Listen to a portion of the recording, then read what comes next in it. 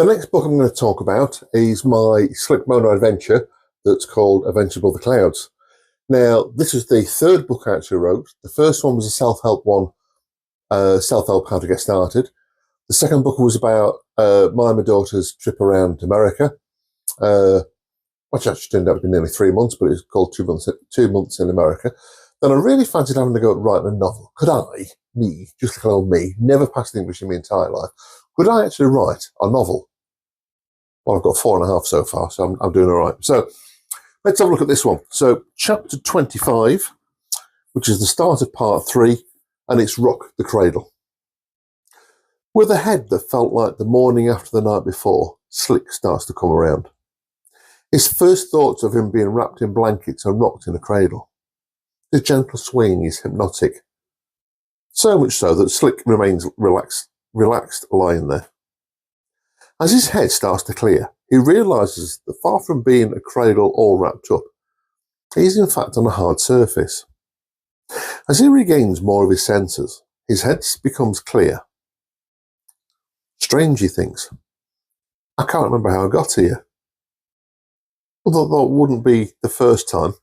He allows himself a reflective smile. He carefully moves his arms and legs to make sure everything functions correctly and to make sure everything's still attached. Slowly, he opens his eyes and sees a grey panel in front of him. Not much of a place. They need a new decorator. He's laid on the floor of a small room. The room is a little longer than he is, so he estimates it at about 7 feet long. Laid on the floor, he's spread roughly halfway across it, with his shoulders resting on something lumpy behind him. As Slick turns around, he notices Mav and the other pilot laid out on the floor. Both pilots are in a really bad way. He checks that both are breathing and beating. Slowly, carefully, he rolls over, gets to his knees and stands up, surveying the room that he is in. Slick carefully moves the two pilots into the recovery position and does a quick check. There doesn't seem to be any broken bones. There's blood on their flight suits, and neither of them smell very nice. But looking at the faces, Slick reckons that neither's had a shave for a couple of days. Slick's head is still foggy from whatever's happened to him. The last thing he can remember is going over the new weapon in Kandahar. Slick looks around the room. There's a door at each end, and what looks like cabinets down each side. There are a couple of strange things about this room. There is the strange, comforting motion that he just can't work out. Secondly, he's not sure if it's caused by his current state. The floor doesn't seem level. There's a tilt down to the left. Slick turns down the hill to the downhill door and tries the handle. Not only is the door locked, but it seems very solid. Strange, it doesn't look that solid. Holding his hand against the door, there's the faint throbbing again. Interesting. It almost seems like a machine vibrating, like an electric motor running at high speed. Turning right and heading uphill now, Slick tries the other door. This door opens easily and silently. Cautiously, Slick goes through the door. Nothing in his entire life could have prepared Slick for what he saw next. Facing him was what looked like a flight deck of an airliner. This was all high-tech, multifunction displays. Consoles between the two seats with computer keyboards and side-mounted joysticks. The fact that both seats were empty were of little interest. What he could see outside is what had taken his breath away.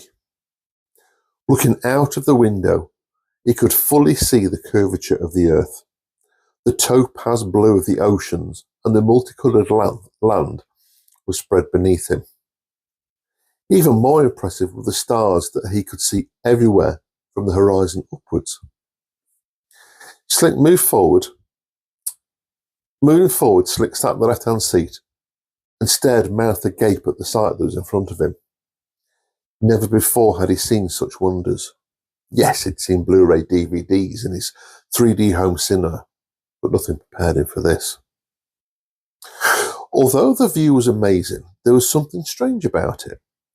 It didn't matter where Slick looked. He could see out. Looking straight up, the view of the stars overhead was perfect. The Milky Way was clearer than anything he'd seen in his life. The strange thing was, it didn't appear that he was looking out of a window. There's no window frames. It was like the entire front of the aircraft was made of glass. Slick looked at the window nearest him. Lifting himself up, he could touch the window. Whoa, this is weird. It feels like it's made of plastic. And as I touch it, the picture distorts. That's weird. It's like the material that my home cinema is made from. It's like view sheet. The difference is, this one is so much better. Even looking at it closely, there's no pixelation. The image is totally perfect.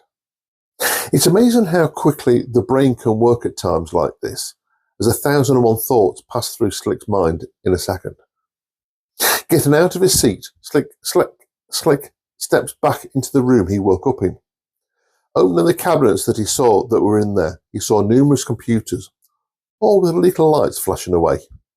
Best I don't touch those. Getting back into the cockpit again, he begins to look at all the instruments. Altitude, 250,000 feet. Speed, Mach 5.1. Airspeed, 0 knots. It just doesn't add up. How can it be that I'm flying along at this height and have no airspeed? There were numbers and symbols everywhere. Not much was really making sense. The fuel content showed 3/4, but next to that was a range that said 30,000 miles.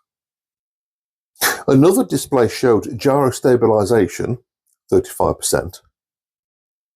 What the heck type of an aeroplane am I flying on? Slick asked himself. You'll take care, and I'll catch you next time.